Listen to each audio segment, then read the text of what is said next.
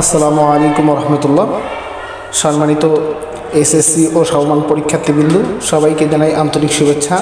আজকে আপনাদের রেজাল্ট আপনারা কিভাবে নিজে নিজেই চেক করবেন সেই বিষয়ে আমার আজকের এই ভিডিও। তো প্রথমত আমরা যারা এসএসসি রেজাল্ট পরীক্ষার্থী আছি, এসএসসি পরীক্ষার্থী, আমাদের সর্বপ্রথম আমাদের হাতে থাকা মোবাইলটির অর্থাৎ গুগলে যাব।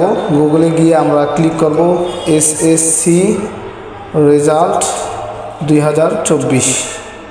এটা প্রথমে আমরা লিখব। এটা লেখার পর আমরা সার্চ বাটনে যে ক্লিক করব, যেহেতু যে আমার সামনে আসছে এখানে যে ক্লিক করব। ক্লিক করার পরে আমরা সার্চিং অপশনে চলে যাব। সার্চ দেওয়া হয়ে গেলে দেখতে পারবেন এরকম একটা ইন্টারফেস চলে আসবেন, এডুকেশন বোর্ড রেজাল্ট, এখানে ক্লিক করবেন। এরপরে এরকম একটা ইন্টারফেস চলে আসবে। এখানে আসার পর দেখেন প্রথমে লেখা আছে এসএসসি দাখিল।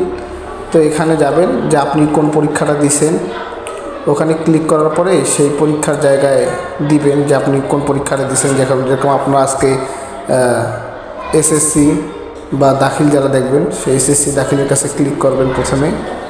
এখানে ক্লিক করে নেওয়ার পরে আপনার কোন সাল অর্থাৎ ইয়ার্স লেখা আছে, এখানে কোন সালে পরীক্ষা দিয়েছেন সেইখানে ক্লিক করবেন। যেহেতু আপনারা 2024-এ পরীক্ষা দিয়েছেন, 2024 লিখবেন। লেখার পরে আপনাদের রোল নাম্বারের জায়গায় ঢাকা বোর্ড যেটা আছে এই বোর্ডের জায়গায় আপনারা বোর্ড লিখবেন, যেহেতু ঢাকা বোর্ড। তারপর হচ্ছে যে রোল নাম্বারের জায়গায় রোল লিখবেন, এরপর রেজিস্ট্রেশন নাম্বার রেজিস্ট্রেশন লিখবেন।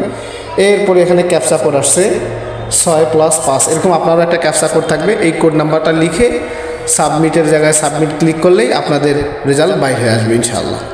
তো এই ছিল আজকের ভিডিও।